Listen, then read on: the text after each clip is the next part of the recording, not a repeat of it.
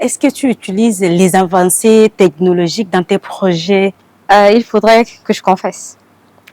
L'architecture, c'est une école de chaque jour en fait. Il faudrait chaque jour se renforcer en capacité, pas seulement dans les logiciels en tant que tels, mais un peu partout, dans tous les domaines, dans la législation, dans les nouvelles technologies, des technologies, je dirais, depuis les conceptions, c'est-à-dire les logiciels CAD qui nous accompagnent dans les plans, les logiciels d'imagerie ou bien de modélisation. Nous avons le Graphisoft avec tout le paquet qui vient avec. Chaque année, nous avons une version nouvelle d'algorithmes qui changent, qui perfectionnent l'application en tant que telle, ou bien le logiciel. Nous avons un logiciel ou bien des logiciels de traitement d'imagerie, de montage de vidéos, et aussi d'impression des petits modèles de nos projets qui sont des impressions 3D. Dans ma formation, j'ai eu à imprimer des petites maisons, j'ai eu à imprimer des villes historiques selon les ateliers que j'ai eu à parcourir. Et on ne peut pas vivre sans technologie, on ne peut pas se mettre à dessiner à la main sur des feuilles comme à l'ancien temps. Donc, on est toujours up to date. Ouais, il faudrait toujours rester éveillé, toujours rester connecté et toujours rester informé. C'est important. Alors, est-ce que tu intègres les mécanismes de sécurité dans tes projets? Ah oui, définitivement. Ça, c'est très important. Tout ce qui est mécanisme de sécurité, ça a été enseigné dans nos écoles d'architecture. Nous les avons pratiqués dans nos conceptions, lors de nos travaux dans les cabinets externes, dans les cabinets du pays. Et maintenant, dans nos propres conceptions en tant qu'entrepreneuse dans ce cadre-là. Vous savez, c'est très important de comprendre en fait comment s'échapper d'un incendie, comment en fait en cas d'incident, comment en fait se retrouver dans une zone en fait de rassemblement. Et en plus de ça, nous avons plusieurs cadres qui viennent avec. Nous avons le bâtiment en lui-même en fait avec ses caractéristiques de dilatation, voilà. Nous avons en fait les escaliers de secours pour les maisons en hauteur. Nous avons en fait les inspecteurs en fait qui doivent en fait répondre dans les bâtiments publics, dans les couloirs qui sont longs. Nous devrons avoir les tuyaux en fait d'extinction d'incendie. Nous avons en fait on peut pas rester en fait dans un endroit où moi-même je confectionne et en cas de quelque chose, je ne sais pas par quelle sortie de secours sortir. Il y a toujours en fait un deuxième issue de sortie, des issues de secours, des signes lumineux, des conditions qui sont plutôt technologiquement très avancées, avec l'intégration du firefighting system, qui est un système d'incendie qui en fait accompagne en fait le bâtiment lui-même de comment en fait voilà, soit par l'eau, soit par du foam, soit par de la poudre en fait éteindre l'incendie selon le système d'alerte. Donc le bâtiment est en train d'être plus une machine en fait intelligente qui intègre en fait un système très intelligent pour vraiment donner la sécurité nécessaire, la sécurité incendie, la sécurité personnelle, en cas de vol, la sécurité qui vient avec les premières alertes, comment est-ce que tout est vraiment bien bloqué, bien fermé, bien scellé. Bon, c'est très important en tant qu'architecte de comprendre tout ça. Hein. Et c'est le même mécanisme de sécurité pour les particuliers? La plupart des particuliers que j'ai rencontrés, ils sont beaucoup plus en fait dans les caméras de surveillance qui sont en fait des services d'accompagnement du bâtiment. Ils sont aussi dans les portes, dans les accès en fait, dans les accès et tout ça. Comme je viens de le dire, chaque projet, même si c'est un particulier, a sa réalité de système de sécurité. Je vais pas aussi genre dire que quand on conçoit un bâtiment, on prend en compte tout ce qui vient avec. La sécurité aussi, c'est la sécurité, ton bien-être en fait à toi, ton bien-être dans ta maison, comment est-ce que tu puisses protéger ton intimité, comment est-ce que tu peux te sentir à l'aise, comment est-ce que si tu as quelques manquements physiques en fait, comment est-ce que pour les personnes un peu réduites dans la mobilité, comment est-ce que ça peut accompagner, la maison peut être vraiment conçue pour accompagner leur déplacement, leur circulation avec beaucoup de fluidité. Donc, c'est vraiment très important. Je le prends en compte selon le type de projet que j'ai devant moi et les accès de secours, les accès, en tout cas en termes d'escalier de secours, en termes des portes d'évacuation, des points de rassemblement. C'est très important de les mettre sur le plan pour que la personne comprenne en fait. Quelles sont les collaborations que toi, tu entretiens avec d'autres architectes professionnels dans le secteur de l'architecture et de l'urbanisme? Déjà, je suis très active au sein de l'Ordre national des architectes tchadiens.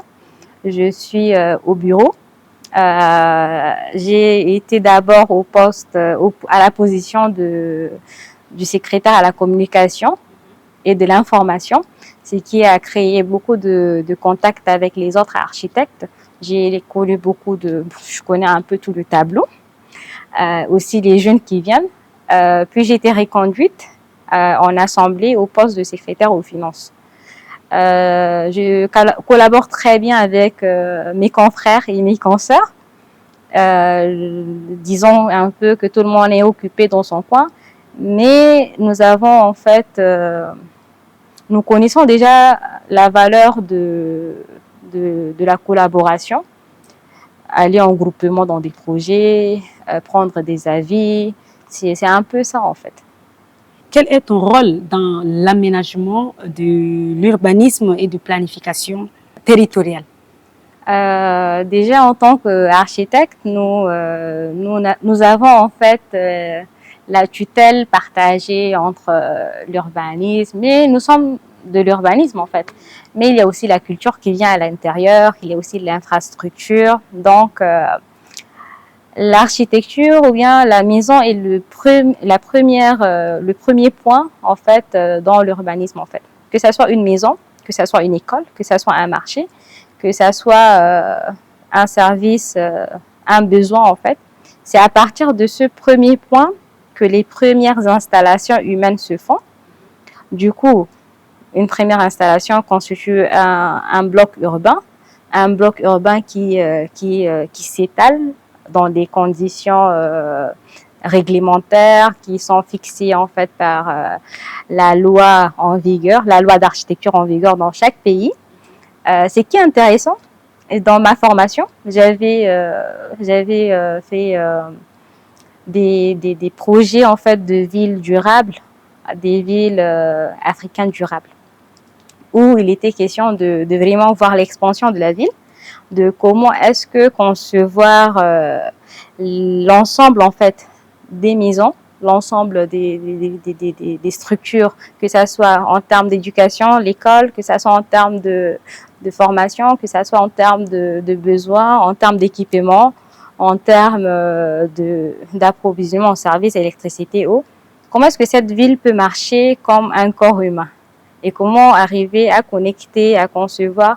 Ce n'est pas le rôle uniquement de l'architecte. Nous travaillons en symbiose autour d'une table avec plusieurs acteurs qui ont de l'expertise plutôt avancée dans leur spécialité.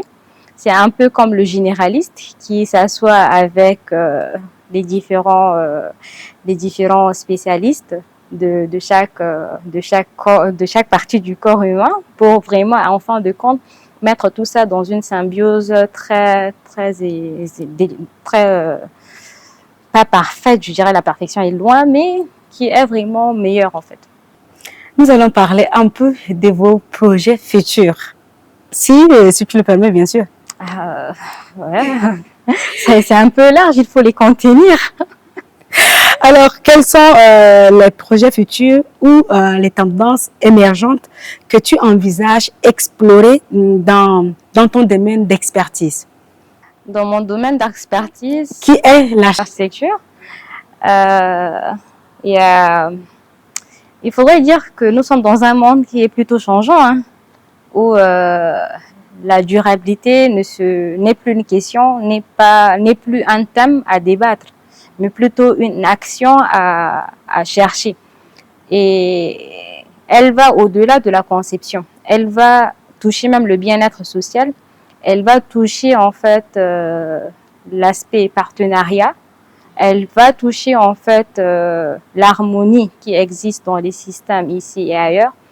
Je suis toujours dans ma polyvalence, malgré que je suis de formation architecte. J'ai des projets qui sont plutôt divers et qui se connectent en fait. Si on prend bien ce que je fais, ce que je vis, c'est vraiment de la connectivité en fait entre les relations qu'on entretient avec des partenaires, avec des clients, avec maintenant les utilisateurs, avec la main d'œuvre, avec l'équipe de travail. Je pense bien qu'il nous faut une école d'architecture parce que j'aime aussi enseigner, donc ça fait partie des projets que j'aime bien en fait faire partie de sa réalisation. Maintenant, des villes en fait, des villes qui répondent aux besoins des utilisateurs, aux besoins de la population. J'aimerais en fait contribuer sur tout ce qui est développement de mon pays. J'aimerais vraiment faire partie de l'équipe qui change en fait, de l'équipe changeante et de l'équipe gagnante. Nous osons croire qu'il y aura bientôt une école de l'architecture pour que tu puisses enseigner. Comment tu sensibilises le grand public à l'importance de l'architecture et l'urbanisme? Sensibiliser, c'est déjà une action qui nécessite beaucoup d'énergie. Nous sommes face à une population qui comprend, ne comprend pas, qui veut, qui ne veut pas, qui pense que c'est une dépense d'argent, c'est des dépenses d'argent, qui pense que non, c'est nécessaire. On sensibilise que par nos compétences. On ne sensibilise que par notre savoir-faire. On ne sensibilise que par nos résultats. Et on ne sensibilise que par des comparaisons. Il y a en fait plusieurs catégories de sensibilisation. Il y a la sensibilisation de nos autorités, il y a la sensibilisation de nos utilisateurs, les utilisateurs des bâtiments, il y a la sensibilisation de nos clients, il y a la sensibilisation de nos confrères, de ne pas quitter le Tchad, mais de rester ici, parce qu'il y aura des opportunités qui vont nécessairement impliquer le architecte. C'est déjà très important que l'administration publique puisse affecter à chaque institution un architecte conseil. Aussi, au même moment, il faudrait que nos plus hautes autorités, déjà, je ne doute guère de leur clairvoyance, en fait, pour notre profession, d'impliquer plus les architectes dans les décisions qui concernent l'urbanisme, qui concernent les législations en vigueur avec tout ce qui est à caractère social urbain. Vous savez, sensibiliser quelqu'un, c'est lui permettre de comprendre c'est quoi l'architecture. Nous avons l'architecture qui accompagne la guerre. Il y a l'architecture de la guerre. C'est une architecture qui est purement dédiée à tout ce qui vient après la guerre ou tout ce qui se fait pendant la guerre, l'urgence qui est nécessaire de créer en fait des shelter houses en fait. Nous avons tout ce qui vient avec la santé. Nous avons maintenant l'architecture, il y a l'architecture du bâtiment. Il y a l'architecture de tout ce qui est engin. Et il y a l'architecture de tout ce qui est intérieur. L'architecture ne s'arrête pas seulement à un seul un seul élément en fait. On a en fait plusieurs types d'accompagnement dans l'architecture. Le conseil dans l'architecture, la vision en fait dans l'architecture, qui est en fait déjà un point fort qu'il faut.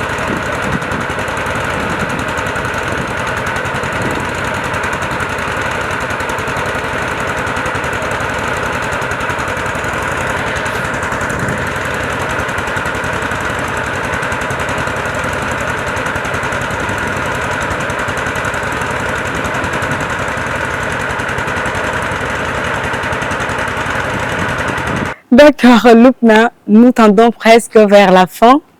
Mais avant de dire au revoir à nos téléspectateurs, nous aimerions savoir, faut-il vraiment beaucoup d'argent pour construire une maison? Ah, Néné, cette histoire de assez d'argent, peu d'argent pour construire, c'est une question plutôt très contextuelle. Hein. Il faut aussi préciser modeste et belle. Hein? Je me rappelle en fait une amie, je prends l'occasion pour lui dire coucou en fait.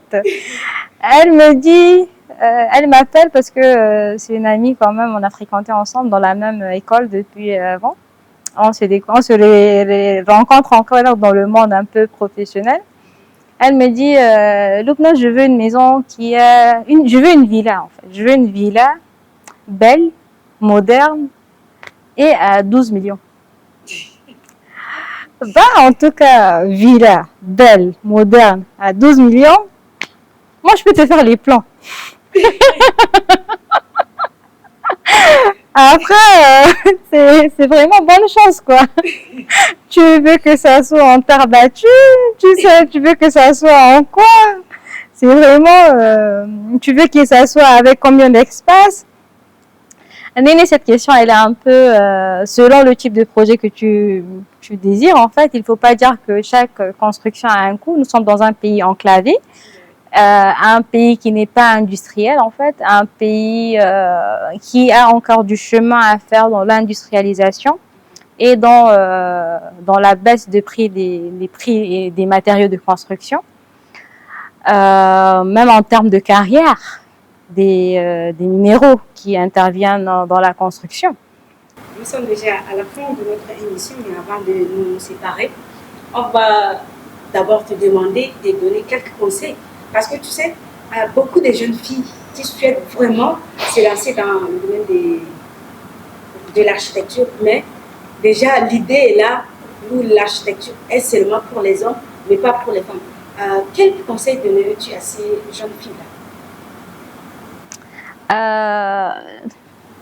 Le message que je veux porter à l'endroit de nos jeunes sœurs, mes jeunes sœurs, qui sont désireuses en fait d'embrasser la profession d'architecture, celles qui sont encore à l'école primaire, celles qui sont en fait au secondaire, celles qui sont déjà au lycée.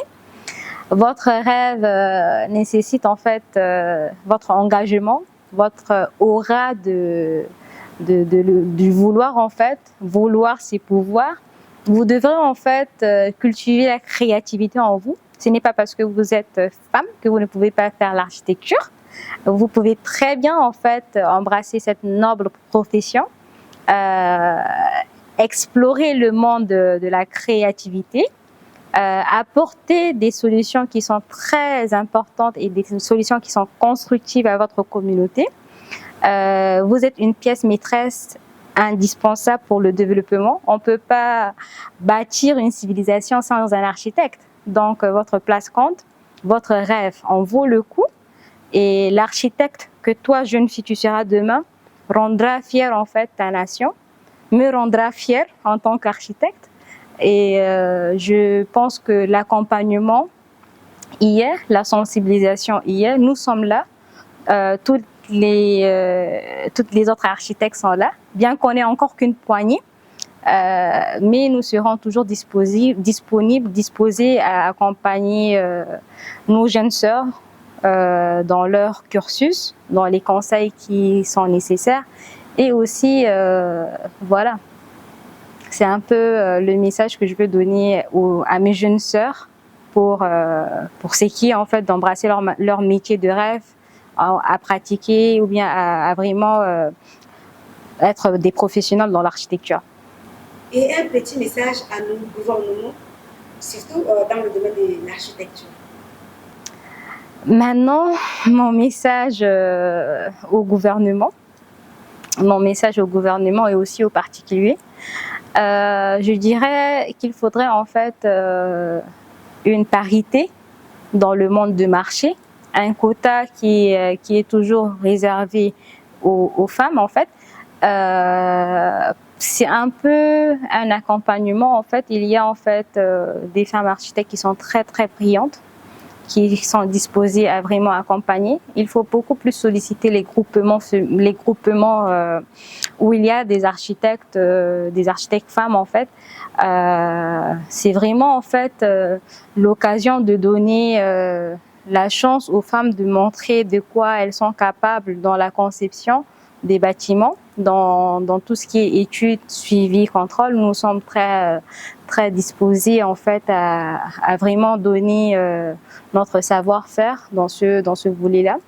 Et aussi, je dois aussi remercier le président de transition parce que il a toujours exprimé sa volonté d'accompagner les femmes dans tout ce qui est professionnel, dans le développement du pays. Et aussi, nous pouvons constater qu'il y a une consoeur au gouvernement, la SGAG, Fatima Diné Garfa, qui est une architecte. C'est déjà la confiance que le président de transition et la confiance que le gouvernement met en notre personne en tant que femme architecte et capable en fait de contribuer au développement de notre pays. Merci, Lubna Matar. Je vous en prie, Néné. Je t'en prie, Néné. On reprend alors. Merci, Lubna Matar, d'avoir répondu présent à notre invitation et donné des éclaircissements. Ok.